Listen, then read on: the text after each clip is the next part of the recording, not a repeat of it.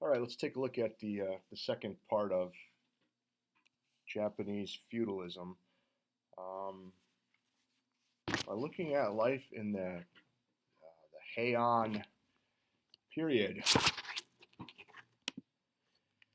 In the late 700s, the imperial court moved its capital from Nara to Heian, which is the modern day Kyoto.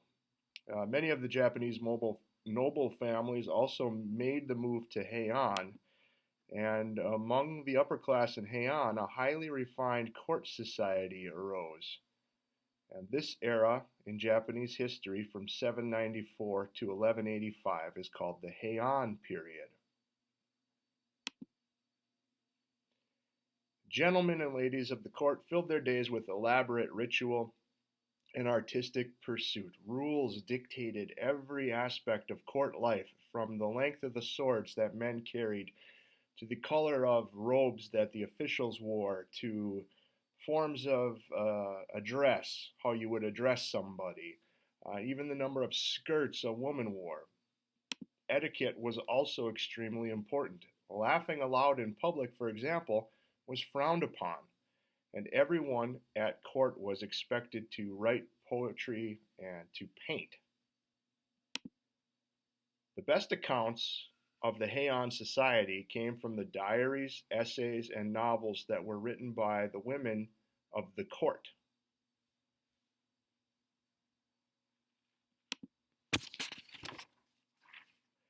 For most of the Heian period, the rich Fujiwara family held the real power in Japan.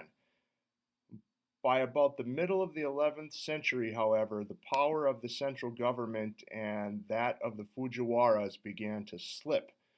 Large landowners that were living away from the capital city set up private armies, and the countryside became a lawless and dangerous place.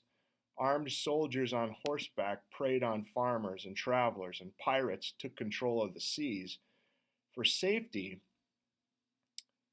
farmers and landowners traded parts of their land to strong warlords in exchange for protection.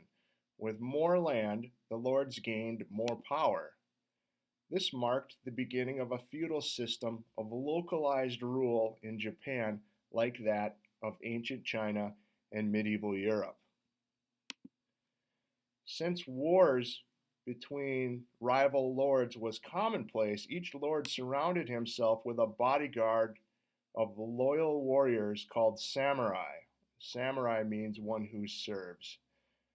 Samurai lived according to a demanding code of behavior called Bushido, or the way of the warrior. A samurai was expected to show reckless courage, reverence for the gods, fairness, and generosity towards those weaker than himself.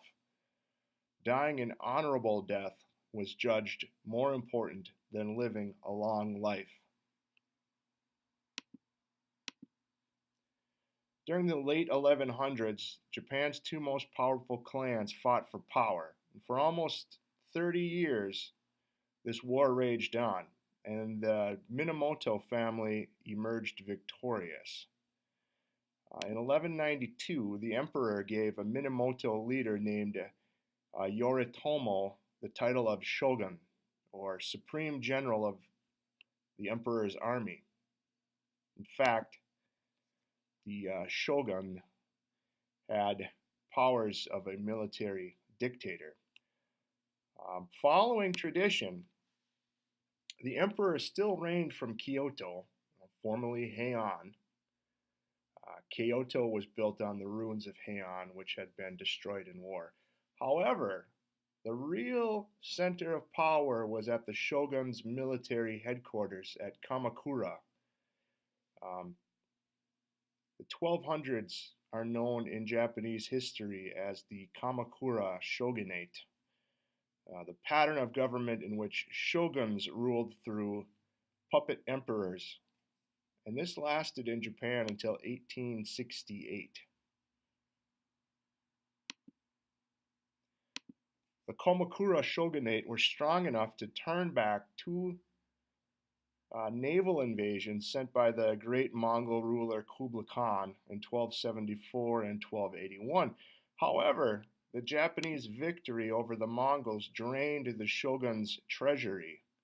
Loyal samurai were bitter when the government failed to pay them, so the Kamakura shoguns lost prestige and power. Samurai abandoned their shoguns and attached themselves to local landlords, and they started to fight against one another. So, although Japan no longer courted contact with China, Japan would continue to absorb Chinese ideas and shape them into the Japanese way. Um, Chinese culture was also influenced, uh, had great influence on other people in different kingdoms of Southeast Asia, such as Korea. We'll learn more about that